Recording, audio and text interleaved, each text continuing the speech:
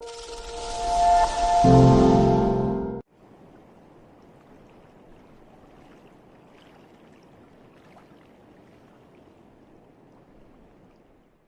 you given thought to what it is that the U.S. government's response to your conduct is in terms of what they might say about you, how they might try to depict you?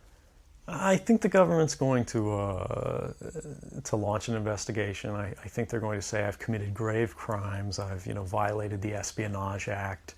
They're going to say I've aided our enemies in making them aware of these systems. But that argument can be made against anybody who reveals information that points out mass surveillance systems, because fundamentally they apply equally to ourselves as they do to our enemies. When you decided to enter this world, did you do so with the intention of weaseling your way in and becoming a mole so that you could one day undermine it with disclosures, or what was your perspective and mindset about it at the time that you first sort of got into this whole realm? No, I joined the intelligence community when I was very young, sort of the government as a whole. I enlisted in the Army shortly after the invasion of Iraq, and I believed in the goodness of what we were doing. I believed in the nobility of our intentions to free oppressed people overseas. But over time, over the length of my career, as I watched the news and I increasingly was exposed to true information that had not been propagandized in the media, that we were actually involved in misleading the public and misleading all publics, not just the American public, in order to create a certain mindset in the global consciousness. And I was actually a victim of that. America is a fundamentally good country. We have good people with good values who want to do the right thing. But the structures of power that exist are working to their own ends to extend their capability at the expense of the freedom of all publics. Can you talk about what you think some of the most important primary documents are and what they reveal? The primary disclosures are the fact that the NSA doesn't limit itself to foreign intelligence. It collects all communications that transit the United States.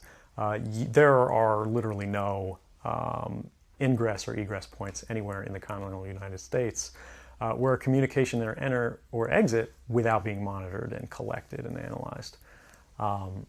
The Verizon document speaks highly to this because it literally lays out they're using an authority that was intended to be used to seek warrants against individuals, and they're applying it to the whole of society by basically subverting a corporate partnership through major telecommunications providers, and they're getting everyone's calls, everyone's call records, and everyone's internet traffic as well.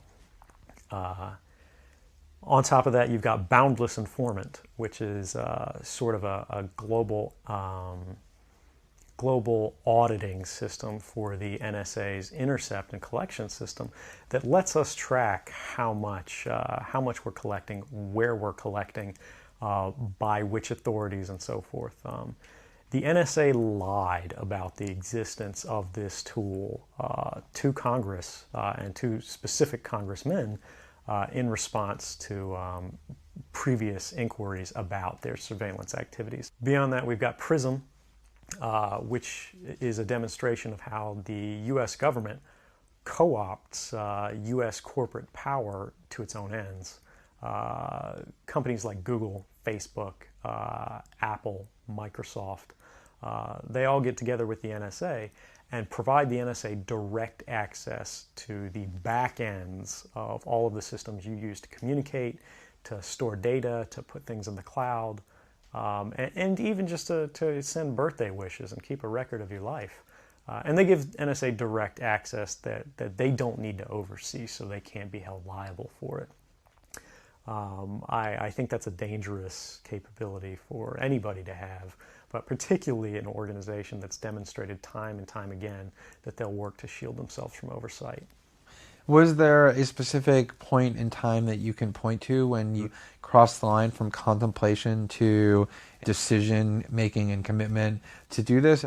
I grew up with the understanding that the world I lived in was one where people enjoyed a sort of freedom to communicate with each other in privacy without it being monitored, without it being measured or analyzed or sort of judged by these shadowy figures or systems anytime they mention anything that travels across public lines.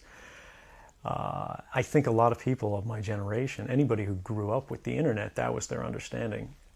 As we've seen the internet and government's relation to the internet evolve over time, we've seen that sort of open debate, that free market of ideas, sort of lose its domain and be shrunk. But what is it about that set of developments that makes them sufficiently menacing or threatening to you that you are willing to risk what you've risked in order to fight them? I don't want to live in a world where everything that I say, everything I do, everyone I talk to, every expression of creativity or love or friendship is recorded. And that's not something I'm willing to support. It's not something I'm willing to build. And it's not something I'm willing to live under. So I think anyone who opposes that sort of world has an obligation to act in the way they can. Now, I've watched and waited and tried to do my job in the most policy-driven way I could, which is to wait and allow other people, wait and allow our leadership, our figures to sort of correct the excesses of government when we go too far. But as I've watched, I've seen that it's not occurring. And in fact, we're compounding the excesses of prior governments and making it worse and more invasive. And no one is really standing to stop it.